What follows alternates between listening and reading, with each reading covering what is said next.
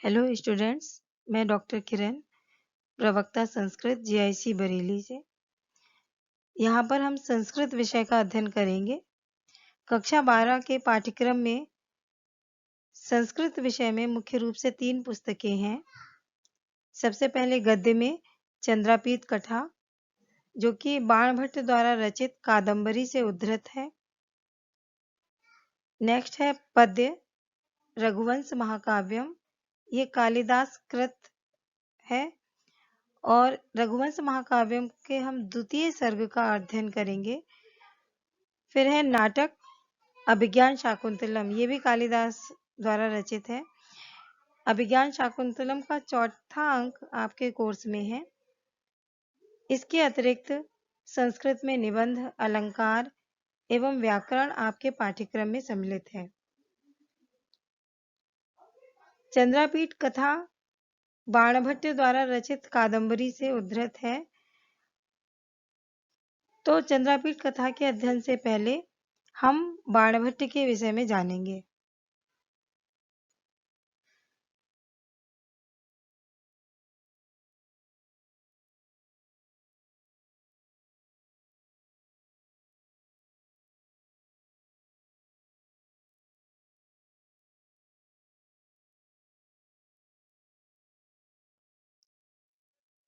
बाणभट्ट संस्कृत साहित्य के सर्वश्रेष्ठ गद्य कवि हैं। उनके समय, जीवन परिचय तथा रचनाओं आदि के विषय में किसी प्रकार का भी संदेह नहीं है। इसका कारण है उनके आश्रयदाता हर्षवर्धन का ऐतिहासिक व्यक्तित्व होना। हर्षचरित के प्रथम 2 उच्छ्वासों और कादम्बरी श्लोक 10 से लेकर 20 तक में बाणभट्ट ने अपनी आत्मकथा और वंश परिचय दिया है। बाण के पिता का नाम चित्रभानु तथा माता का नाम राजदेवी था। बचपन में ही इनकी माता का देहांत हो गया था और इनके पिता ने ही इनका पालन पोषण किया था। 14 वर्ष की आयु में ही इनके पिता का भी स्वर्गवास हो गया। पिता की मृत्यु के बाद शोक संतप्त बाण अपने मित्रों के साथ देशाटन पर निकल पड़े और यायावरी जीवन व्यतीत करने लगे। भ्रमण के दौरान बाण राज दरबारों और गुरुकुलों में भी गए। विद्वानों के बीच रहते हुए बाण की प्रकृति बदल गई और वे अपने वात्स्यायन वंश के अनुरूप गंभीर स्वभाव के होकर अपनी जन्मभूमि को लौट आए।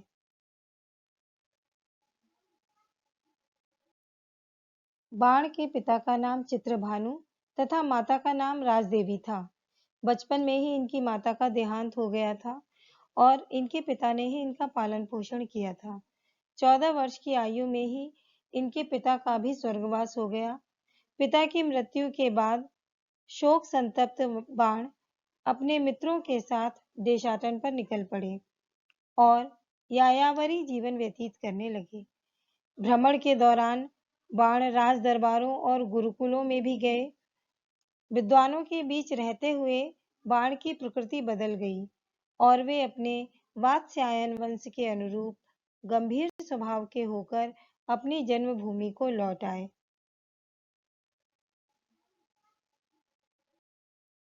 रचनाएं मुख्य रूप से बाणभट्ट के 2 ग्रंथ उपलब्ध होते हैं। प्रथम हर्षचरित, द्वितीय कादम्बरी। नाम से 3 और ग्रंथ माने जाते हैं।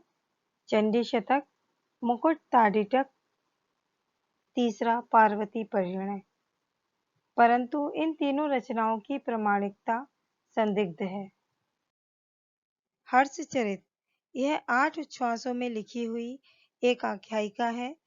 इसके प्रारंभ में स्वयं वाण ने अपने वंश का विशद वर्णन किया है और अगले उच्छ्वासों में हर्ष की वंश परंपरा से प्रारंभ करते हुए उनकी उत्पत्ति तथा विकास का विस्तृत वर्णन किया है। कादम्बरी यह एक अनूठा कथा ग्रंथ है।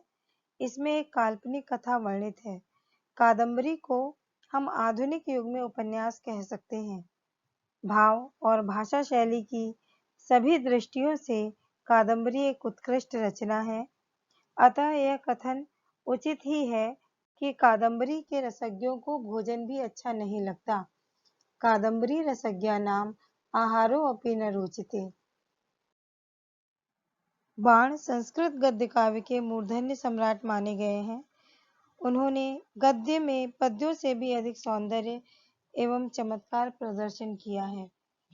बाण की सबसे प्रमुख विशेषता है कि उन्होंने अपने दोनों गद्य काव्यों में शैलीगत समस्त विशेषताओं का संग्रह करने का प्रयत्न किया है।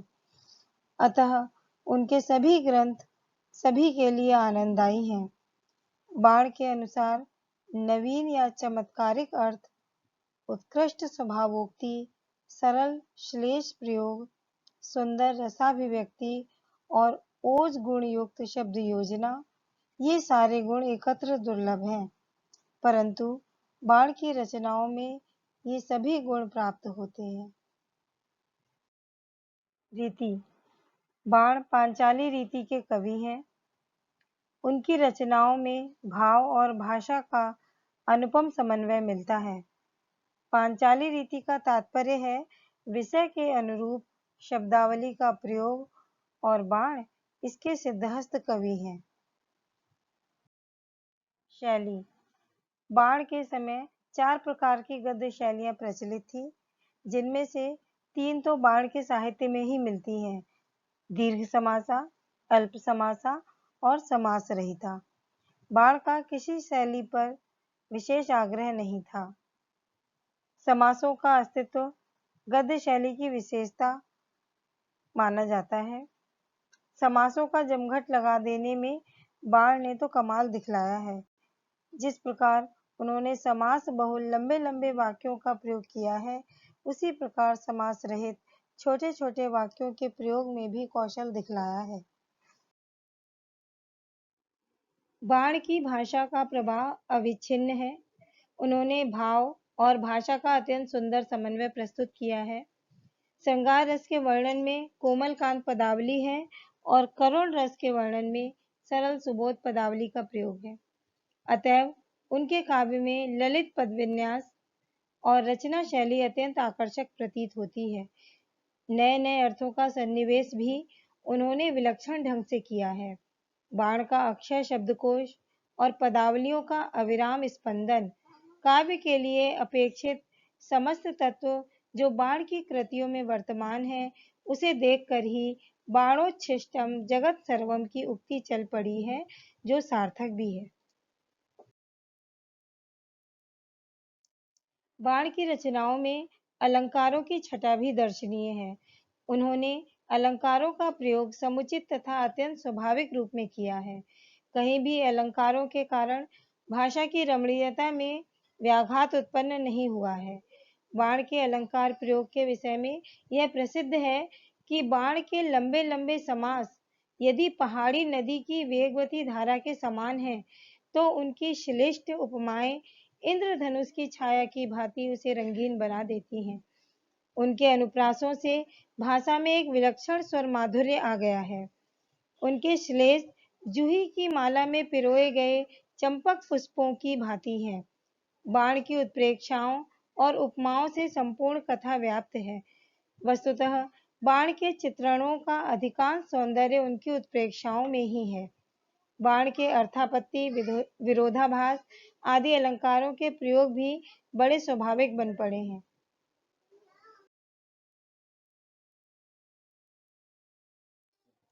बाण रससिद्ध कवि हैं। श्रृंगार उनका सर्वप्रिय रस है। वे संयोग श्रृंगार के वर्णन में जितने सिद्धहस्त हैं, उससे अधिक सफलता उन्हें विप्रलंभ श्रृंगार के वर्णन में मिली है। बाण जिस रस का प्रयोग करते हैं, उसका मार्मिक वर्णन कर पूर्ण रसास्वाद कराते हैं।